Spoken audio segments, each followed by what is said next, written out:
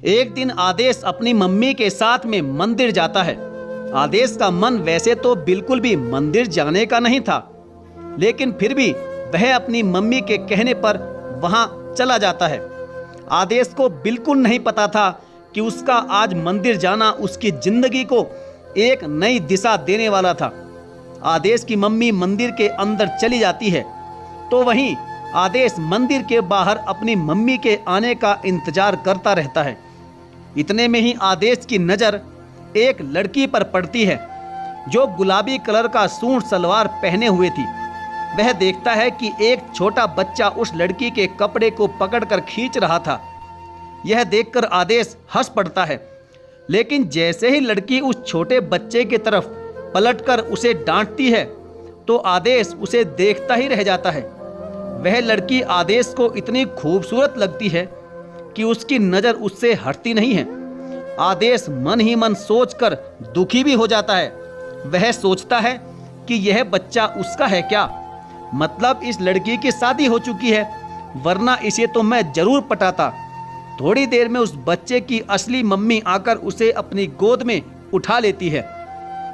यह देखकर आदेश एकदम से खुश हो जाता है और वह अब सोचता है कि इस लड़की को कुछ भी हो जाए, मैं अपने हाथ से जाने नहीं दूंगा।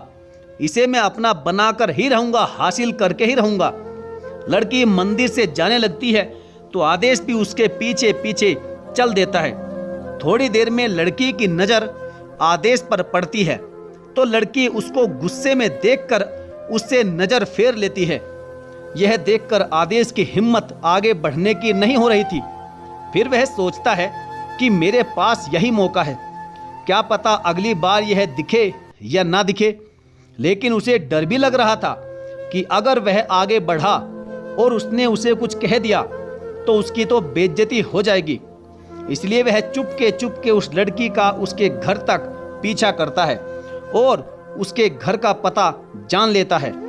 दूसरे दिन फिर शाम के समय उसके घर के सामने इधर उधर घूमता रहता है और उस लड़की का बाहर आने का इंतजार करता है। लगभग आधे घंटे के बाद लड़की बाहर तो नहीं आती, लेकिन उसके दूसरे फ्लोर पर जो बालकनी है वहां आ जाती है। वह खड़े होकर उसकी तरफ देखता रहता है। लड़की की नज़र भी आदेश पर पड़ती है। वह सोचती है कि ये तो वही मंदिर वाला लड़का है, ये मेरे घर तक कैसे पहुंच गया। फिर वह उसे नज़रअंदाज करके घर के अंदर चली जाती है। उसके बाद आदेश ने ठान लिया था कि कुछ ऐसा किया जाए जिससे उसका भी ध्यान मेरे ऊपर पड़े और वो मुझे इस तरह नज़रअंदाज करे, तभी तो मेरी लव स्टोरी आगे बढ़ेगी। आदेश अगले दिन उसके घर के बाहर फिर से पहुंच जाता है और फिर थोड़ी देर में लड़की भी बालकनी में आती है। उसके बाद लगातार 10-12 फ्लाइंग किस उसे देता है। यह देखकर लड़की उसकी तरफ घूर कर देखती है। वह फिर से उसे एक फ्लाइंग किस देता है और इशारे में अपने हाथों से दिल बनाकर उसे यह जताता है कि वह उससे बहुत प्यार करता है। लड़की अपना चप्पल निकालती है और उसकी तरफ दिखाकर इशारे में कहती है, भाग जा वरना चप्पल से मारूंगी। आदेश अपना गाल आगे करके इशारे में कहता है, मारो ना, मैं यहीं पर हूँ। इतने में वह एक बार फिर से उसे फ्लाइंग किस करता है। इसके बाद लड़की उसे गुस्से में देखकर अंदर चली जाती है। आदेश भी कुछ देर में सोचते सोचते ही वहां से चला जाता है। आदेश सोचता है कि कैसे मैं उससे अपने दिल की बात कहूं। फिर उसने सोचा कि लेटर लिखकर उसे दे दूंगा। वह रात भर में एक अच्छा सा लव लेटर लिखता है। दूसरे दिन फिर पहुंच जाता है तो वह लड़की के आने से पहले ही उसकी बालकनी में लव लेटर फेंक देता है और एक जगह छुपकर देखता है कि वो लव लेटर उसने उठाया या नहीं। थोड़ी देर में वह लड़की उस बालकनी में आती है और वह लव लेटर खोलकर पढ़ती है तो वह इधर उधर देखने लगती है कि कहाँ है वह लड़का। कुछ देर में लड़की देख लेती है कि आदेश वहीं सामने ही छुपा हुआ है। यह देखने के बाद आदेश बाहर आ जाता है और उससे इशारे में कहता है कि मैं तुमसे प्यार करता हूँ। लड़की उसके सामने वह लव लेटर फाड़कर बालकनी से बाहर फेंक देती है। यह देखकर आदेश का दिल टूट जाता है और वह दुखी होकर अपने घर चला जाता है। आदेश सोचता है कि एक बार शायद उसे सामने से प्रपोज करना चाहिए। शायद वो मेरे प्यार को समझ ले और अपने दिल की बात मुझसे कह दे। वह दूसरे दिन जाता है और फिर एक लेटर फेंकता है। लड़की आती है, उस लेटर को पढ़ती है। उसमें लिखा होता है कि एक बार बाहर आ जाओ, मुझे कुछ ज़रूरी बात करनी है तुमसे। उसके बाद मैं तुम्हें कभी भी परेशान नहीं करूँगा, वादा करता हूँ। लड़की उससे कुछ नहीं कहती और वह अंदर चली जाती है। लगभग आधे घंटे बाद वह घर के बाहर आती है और एक दुकान के पास जाकर कुछ खरीदने लगती है। आदेश तुरंत ही उस दुकान की तरफ भागते हुए उसके पास पहुंचता है और उससे जाकर कहता है कि मैंने तुम्हें बहुत परेशान किया है, लेकिन बस इसलिए ताकि तुम मेरी हो जाओ। मैंने तुम्हें जब पहली बार मंदिर में देखा था तो मुझे तुम तभी बहुत पसंद आ गई थी। मैंने सोचा कि मैं आज तुमसे बात करूंगा, लेकिन जब तुमने मुझे घूर कर देखा तो बेइज्जती हो जाएगी, इसलिए मैं तुम्हारे पास नहीं आया। मैं लगभग पिछले 1 महीने से तुम्हारे घर के चक्कर काट रहा हूँ, क्योंकि मैं तुमसे बेहद प्यार करता हूँ। तुमने कल मेरा लव लेटर भी फाड़ कर फेंक दिया था। इसके बाद तो मैं यहाँ नहीं आने वाला था, लेकिन मैं फिर एक आखिरी बार अपने प्यार की वजह से आया हूँ। मैं तुम्हारे मुंह से अपने प्यार की हाँ या ना सुनना चाहता हूँ। लड़की ये सब सुनकर कुछ नहीं बोलती और आज पहली बार मुस्कुराकर वहाँ से चली जाती है। लड़की को जाते देखकर वो उसे रोकने की कोशिश करता है, लेकिन वह नहीं रुकती और अपने घर पहुंचकर मेन गेट बंद करते वक्त आदेश को देखकर मुस्कुरा देती है। आदेश को लड़की की तरफ से कोई जवाब वैसे तो नहीं मिलता। वह घर जाकर सोचता है कि आखिर उसका जवाब क्या था, क्या वह मुझसे प्यार करती भी है या नहीं। यही सोचते हुए आदेश पूरी रात गुजार देता है। अगले दिन उदास मन से वह फिर जाता है, यह सोचकर कि आज अगर उसने कुछ नहीं कहा तो मैं फिर वहां कभी नहीं जाऊंगा और आज किसी भी हाल में उससे मैं जवाब मांगकर ही रहूंगा। आज आर या पार होकर ही रहेगी। वह वहां पहुंच जाता है और लड़की के आने का इंतजार करता है। थोड़ी देर में लड़की वहां आती है और आदेश को देखती है और देखकर तुरंत ही वापस चली जाती है। आदेश समझ जाता है कि वह उससे प्यार नहीं करती। वह घर जाने से पहले दुखी मन से वहीं लगी सीट पर अपने सिर को नीचे करके बैठ जाता है। लगभग 20 मिनट के बाद उसके पास एक मुड़ा हुआ लेटर आकर गिरता है। उस लेटर को उठाते हुए वह बालकनी में देखता है तो वह लड़की वहां दिखती है। वह जल्दी से उस लेटर को खोलता है। उसमें लिखा होता है कि उस दिन तुम्हारा लव लेटर इसलिए फाड़ कर फेंक दिया था ताकि किसी को वो लेटर ना मिले।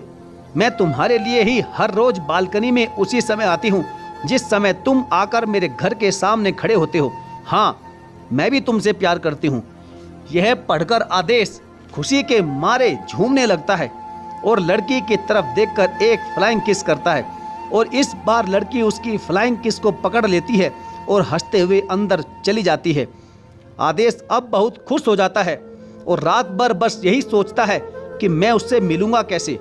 वह दूसरे दिन उसके घर जाकर बाहर खड़ा हो जाता है ताकि वह बाहर आए और मैं उससे पूछ सकूं कि तुम मुझे कब मिलोगी।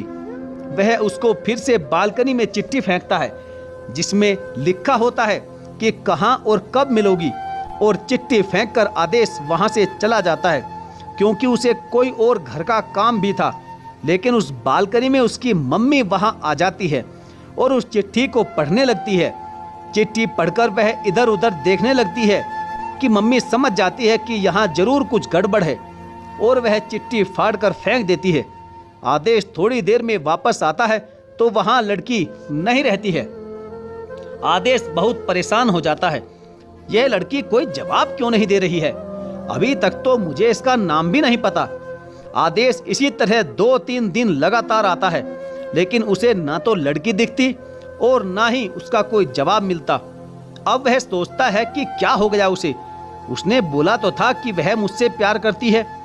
आदेश ये सोच ही रहा होता है कि वह लड़की बालकनी में आ जाती है और आदेश की तरफ देखती है, लेकिन ना तो कुछ कहती है और ना ही कोई इशारा करती है। यह देखकर आदेश उससे पूछने की कोशिश करता है, लेकिन तुरंत ही लड़की घर में चली जाती है। आदेश को इस बात से बहुत गुस्सा आता है और वह घर चला जाता है। वह अगले दिन वहां नहीं जाता और सोचता है कि ये आखिर उसने क्या लगा रखा है, कुछ बात क्यों नहीं कर रही है। आदेश सोचता है कि मैं उसे भूल जाऊंगा। थोड़ी देर बाद आदेश को बेचैनी होने लगती है तो वो उठकर बाहर चला जाता है। वह अपने आप को समझाने की खूब कोशिश करता है और खुद से ही कहता है कि चलो सीधा उसके कमरे में घुस जाता हूँ। उसके बाद उससे फेस टू फेस पूछ लूँगा कि तुम ये सब क्यों कर रही हो, मुझसे तुम चाहती क्या हो। वह तकरीबन रात के 11 बजे उसके घर के सामने पहुंच जाता है। इस समय तक सब खाली खाली लग रहा था। वह उसके घर की दीवार को फांदकर अंदर पहुंचता है। वह सोचता है कि मैं ऊपर कैसे जाऊं। फिर उसे पाइप दिखता है। वह उसी पाइप को पकड़कर ऊपर जाने की कोशिश करता है। थोड़ी कोशिशों के बाद आदेश ऊपर चढ़ जाता है, लेकिन उसके कमरे का दरवाजा बंद रहता है। वो दरवाजे को धीरे धीरे खटखटाने की कोशिश करता है और खिड़की से उसे बुलाने की भी कोशिश करता है, लेकिन वह बड़े आराम से सो रही होती है। यह देखकर आदेश सोचता है कि देखो खुद कितने आराम से सो रही है और मुझे ऐसी रात भर घुमा रही है। थोड़ी देर के बाद आदेश ध्यान देता है कि उसकी खिड़की का शीशा थोड़ा सा खुला हुआ है। वह शीशे को पूरा खोलकर उसे धीरे धीरे बुलाता है, लेकिन वह नहीं सुनती। आदेश अपनी जेब में चेक करता है कि कुछ है जो मैं फेंक कर उसे जगा सकूं। उसे तब 2-3 सिक्के मिलते हैं। वह एक सिक्का उसकी तरफ फेंकता है, लेकिन सिक्का नीचे गिर जाता है जिससे आवाज होती है। वह फिर भी नहीं जागती। दूसरा सिक्का फिर फेंकता है। वह सीधा उसके मुंह पर जाकर लगता है। सिक्के की चोट से वो झट से उठकर बैठ जाती है और इधर उधर देखने लगती है। आदेश उसे धीरे से आवाज देता है कि मैं हूं, दरवाजा खोलो। लड़की को साफ नहीं दिख रहा था। वह पास आकर देखती है और उसे पहचान लेती है।